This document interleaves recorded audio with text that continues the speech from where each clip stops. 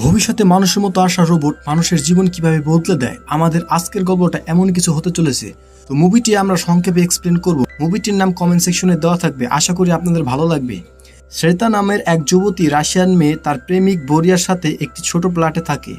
একদিন শ্রেতা একটা বড় রোবট কোম্পানিতে চাকরির ইন্টারভিউ দিতে যায়। তাই তার অফিসের বস ভাদিম সার্গেভিচ তার বুদ্ধিমত্তা দ্বারা প্রভাবিত হয়েছিল।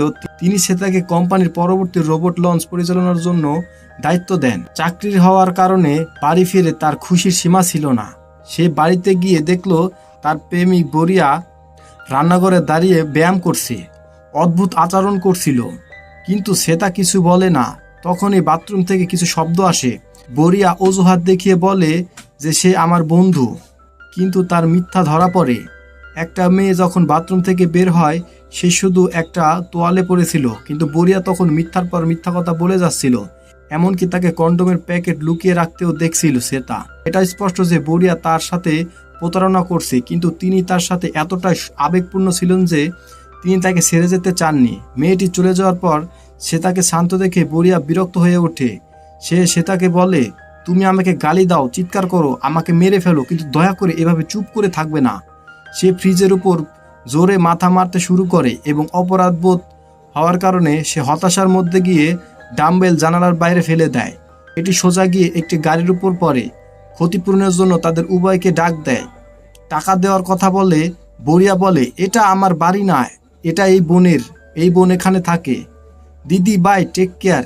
এই জন্য লোকে বলে বিপদে পড়লে লোক চেনা যায়। শ্রেতার সাথে ব্রেকআপ করে চলে যায়। পরের দিন ছিল তার চাকরির প্রথম দিন। তার সহকারী ভিট তাকে দিনের সব কাজ বুঝিয়ে দেন। তার প্রথম কাজ ছিল বক্স থেকে মানুষের মতো রোবটগুলিকে বক্স থেকে বের করা, তাদের ট্যাবলেটের সাথে সংযুক্ত করা এবং এদের মডেল নম্বর জিজ্ঞাসা করা। সব কিছু মিলে গেলে তাদের কানের পিছনের কোডটি স্ক্যান করে এবং চেক করার পরে 21 নম্বর রুমে পাঠাতে বলে।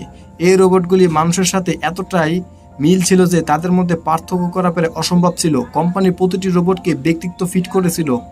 আরও কিছু গ্রাহকরা তাদের পছন্দ অনুযায়ী রোবট নির্বাচন করতে পারেন, সেজন্য তাদের সাথে বিভিন্ন ধরনের বৈশিষ্ট্য যুক্ত করা হয়েছে।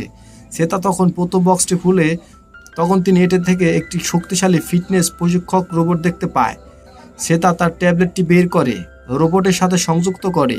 এরপর লোহা ও তারের তৈরি রোবটের গলা স্বয়ংক্রিয়ভাবে পরিবর্তন হয়ে মানুষের মতো দেখতে শুরু করে। রোবটটি যখন চোখ খুললেও শ্রেতা তা দেখে চমকে যায়।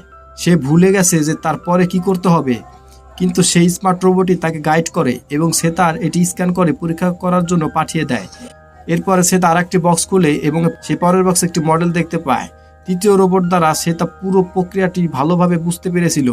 তিনি এক কুক, নেতা এবং কাজের মেয়ের মতো অনেক রোবট স্থাপন করে, কিন্তু একটি রোবট এমন হয়ে উঠল যে এটি তার মডেল নম্বরের প্রকাশ করতে অস্বীকার করে। সে কিছুতেই বলতে চাচ্ছিল না। রোবটটি বলতে শুরু করে যে তিনি একটি খুব ভয়ঙ্কর স্বপ্ন দেখেছেন এবং তিনি এখনও ভয় পাচ্ছেন।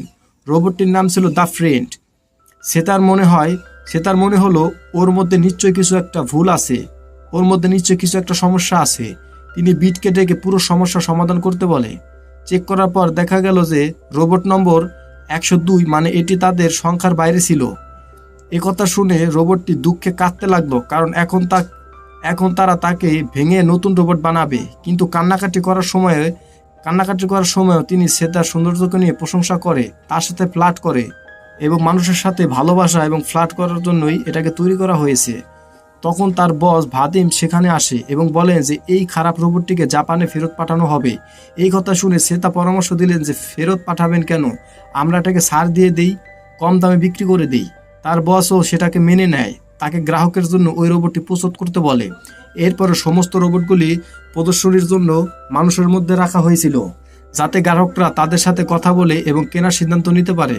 শ্রেতা একটি ঘাবড়ে গিয়েছিলেন, কারণ গ্রাহকদের রোবটটি দেখানো তার দায়িত্ব ছিল। তিনি বন্ধু রোবটকে বলেছিলেন যে তার প্রেমিক সম্প্রতি তার সাথে ব্রেকআপ করেছে, যার কারণে তার আত্মবিশ্বাস কিছুটা কমে গেছে। রোবট আবার ফ্ল্যাট করে বলে যে কেই সেই লোক যে তোমাকে ছেড়ে চলে যায়। তখন একজন ধনী মহিলা রোবটটি দেখতে সেখানে আসে এবং শ্রেতা তাকে দ্য ফ্রেন্ডের সাথে পরিচয় করিয়ে দেয়। প্রথমে সে এটি কিনতে খুব একটা আগ্রহী ছিল না, কিন্তু যখন রোবটটি তার প্রশংসা করতে শুরু করে, তার কথা আর হাসি দেখে আন্টি তার প্রেমে পড়ে যায়। যদিও পরে সে অদ্ভুত কিছু কৌতুক বলতে থাকে, কিন্তু তারপরও ওই নারী শ্রেতাকে রোবটটি প্যাক করে তার বাড়িতে পাঠাতে বলে।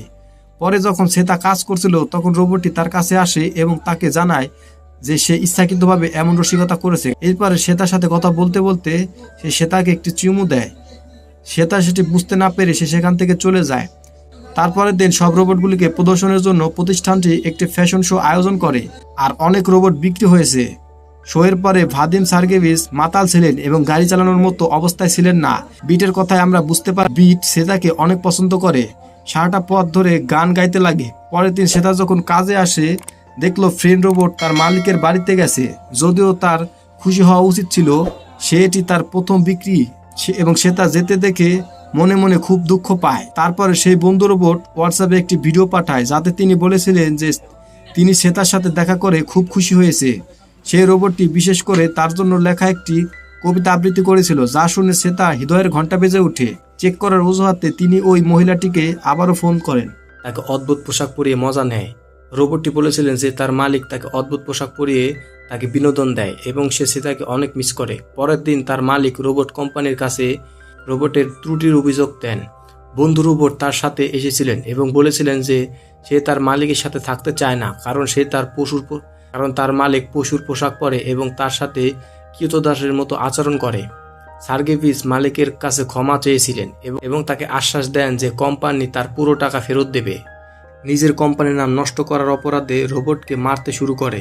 শ্বেতা তাকে থামিয়ে বলেন যে তিনি এই রোবটটি কিনবেন এবং কোম্পানির কোনো ক্ষতি হবে না। পরের কয়েকদিনের মধ্যে সে তার বন্ধু কাতিয়া এবং তার মার ব্যাংক থেকে তিনি রোবটটিকে কিনে তার সাথে বাড়িতে নিয়ে আসেন। রাতে তারা তার জন্য একটি নাম বেছে নেয়, ইগর। সকালে যখন শ্বেতা ঘুম থেকে উঠে ইগর তার জন্য সুস্বাদু নাস্তা তৈরি করে। হাজবেন্ডের মতো তিনি শ্বেতাকে অফিসে পাঠায় এবং দুজনেই সারাদিন ফোনে কথা বলতে থাকে এবং তারা দুজনেই হাজবেন্ড ওয়াইফের মতন আচরণ করে থাকে। ধীরে ধীরে দুজনে একে অপরের প্রেমে পড়ে যায়। একদিন যখন ইগর একা ছিল তখন বরিয়া বাড়িতে আসে। এসে তাকে জিজ্ঞাসা করতে লাগে সে কে এবং এখানে কি করছে। ইগর চোর ভেবে মুখে ঘুষি মেরে দেয় এবং বরিয়ার মাথা গরম হয়ে যায় এবং বরিয়া তাকে মারতে শুরু করে। বরিয়ার করা প্রতিটি আক্রমণকে ফাঁকি দেয়। তার অদ্ভুত ব্যক্তিত্বের কারণে বরিয়া তাকে একটি প্রতিযোগিতার জন্য চ্যালেঞ্জ করে এবং এটি তার মিলিয়ন ফলোয়ার্সের কাছে সরাসরি সম্প্রচার করে। ইগর আমাদের নিঃস্ব পাখি খুবই বেশি চিন্তা না করে মেনে নেয়। এই লাইভ ভিডিও দেখে শ্বেতা রেগে যান এবং দ্রুত বাড়িতে পৌঁছে যায়। তিনি ইগরের পাওয়ার বন্ধ করে তাকে ফ্ল্যাটে নিয়ে আসেন। ইগরের উপর খুব রেগেছিল। ইগর তাকে জিজ্ঞাসা করে যে সে এখনও বরিয়াকে পছন্দ করে কিনা। এই ব্যবহারের জন্য ইগর জেলাসি ফিল করে। শ্বেতা ইগরে এমন করতে দেখে আরও বেশি পছন্দ করে এবং তারা প্রথমবারের মতো একে অপরকে চুম্বন করে। সন্ধ্যায় তারা দুজনে শ্বেতার বন্ধু কাতিয়ার জন্মদিন পার্টিতে যায়। কাতিয়া আত্মবিশ্বাসী ছিল যে আজ তার প্রেমিক অবশ্যই তাকে বিয়ের প্রস্তাব দেবে, কিন্তু তিনি তা করে না। এজন্য কাতিয়া কাঁদতে কাঁদতে মঞ্চ থেকে পালিয়ে যায়। শ্বেতা তাকে অনুসরণ করে ইগরকে কাতিয়ার কাছে বসিয়ে কাতিয়ার প্রেমিকের সাথে কথা বলতে যায়। সেখানে বরিয়া উপস্থিত ছিলেন। তিনি তার ফলোয়ার্সদের পার্টিতে যা কিছু হচ্ছে সবকিছু সবাইকে লাইভে দেখাচ্ছে। কাটিয়ার বয়ফ্রেন্ড শ্বেতাকে বললে, আরে দিদি, এভাবে প্রপোজ করে কেউ? আমরা সমকামী, তোমার ফ্রেন্ডের জীবন নষ্ট হয়ে যাবে। মানে কাটিয়ার বয়ফ্রেন্ড ছেলে পছন্দ, তিনি একজন হিজড়া। বরিয়াও এই কথোপকথনগুলি তার ফলোয়ার্সদের সরাসরি দেখাচ্ছিল। শ্বেতা যখন ফিরে আসে তখন তিনি দেখতে পান কাতিয়া তার নিষ্পাপ রোবট ইগরের সাথে খারাপ কিছু করছে। মানে তার মিষ্টি মিষ্টি কথার চলে সেও ইগরের প্রেমে পড়ে যায় এবং এটি দেখে শ্বেতার মাথা গরম হয়ে যায়। শ্বেতা বোতল উঠিয়ে কাতিয়ার দিকে মারতে থাকে। শেষ মুহূর্তে তিনি নিচু হয়ে যান এবং বোতলটি সরাসরি ইগরের মুখে লাগে। তার চোয়াল ভেঙে যায়। তিনি ইগরকে বাড়িতে নিয়ে যান এবং তার মুখ ঠিক করার জন্য বিটকে ডাকেন। বিট তাকে ঠিক করে, কিন্তু এখন তাকে সম্পূর্ণ ভিন্ন ব্যক্তির মতো দেখাচ্ছে। পরের দিন শ্বেতার বস তাকে আগের দিনের পার্টির ভাইরাল ভিডিও দেখিয়ে চাকরি থেকে বরখাস্ত করে। তিনি ইগরের পুরো মুখ চেয়েছিলেন, কিন্তু তার মালিক রাজি হননি। এখন সে তার প্রেমিকের পুরনো মুখ দেখতে চায়, তাই সে গাড়ি নিয়ে কোম্পানির গোদামে প্রবেশ করে। তারা রোবটে সে মুখটি খুঁজে পেয়েছিল, কিন্তু সার্গেভিচ সেখানে ঘুমাচ্ছিল এবং সে তাদের দেখে ফেলে। এই কাজের জন্য তিনি ভিটকে চাকরি থেকে বরখাস্ত করে দেন, কিন্তু ইগরের নতুন মুখ নেওয়ার অনুমতি দেন। বাড়িতে যাওয়ার সময় শ্বেতা ভিটের জন্য খারাপ লাগছিল, কিন্তু ভিট তাকে আশ্বস্ত করে যে আমার জন্য চিন্তা করবে না, আমি অন্য একটা চাকরি ম্যানেজ করে নিব। এটা স্পষ্ট যে ভিটও তার প্রেমে পড়েছিল, কিন্তু সে এই বিষয়ে কিছু বলেনি। শ্বেতা ইগরের সাথে নিজস্ব ইউটিউব চ্যানেল শুরু করে এবং তাদের অদ্ভুত রোবট মানব জুটির কারণে তারা শীঘ্রই বিশাল প্রভাবশালী হয়ে ওঠে। একদিন ইগর ইনস্টাগ্রামে লাইভে শ্বেতাকে প্রস্তাব দেন। সেও হ্যাঁ বলে এবং উত্তেজনায় এবং উত্তেজনার সোফায় লাফাতে লাগে। তাদের বিয়ের দিনে সে তার এক সুন্দরী বন্ধু বিয়ের দিনে ইয়েগরে জিজ্ঞেস করে সে তাকে তার স্ত্রী হিসাবে গ্রহণ করবে কিনা। সেটি জানতে চাইলে ইয়েগর তার সাথে ফ্লার্ট করতে শুরু করে, এমনকি তিনি মেয়েটির কাছে তার নম্বরও চেয়েছিলেন। নিজের বিয়েতে এমন খারাপ আচরণ সহ্য করতে পারছিলেন না সে রাগ করে বাড়ির দিকে হেঁটে যায় এবং ইয়েগর তার পিছু পিছু বলে যে এই সব একটি প্রোগ্রামের গ্লিচ, এটি প্রোগ্রামের গ্লিচের কারণে হয়েছে। সে তা কাঁদতে কাঁদতে বাড়িতে আসে এবং বলে এটা তুমি কেন করলে। এখানে ইয়েগর চিৎকার করতে লাগে যে আমি দুর্বল, এটি কোনো বড় কথা নয়। তখন ভেট এখানে পৌঁছে আসে, বলে এটি 1009 ছিল।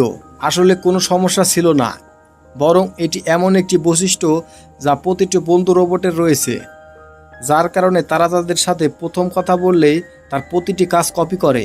তা এখন পর্যন্ত ইয়েগর জেনে বুঝে সে তাকে নকল করছে। তিনি কাটিয়ার সাথেও প্রতারণা করছিলেন, কারণ সে তা চেয়েছিলেন যে সে তার প্রেমিককে ভুলে যাক। আর এটাই হচ্ছে ফ্রেন্ড রোবটের ফিউচার।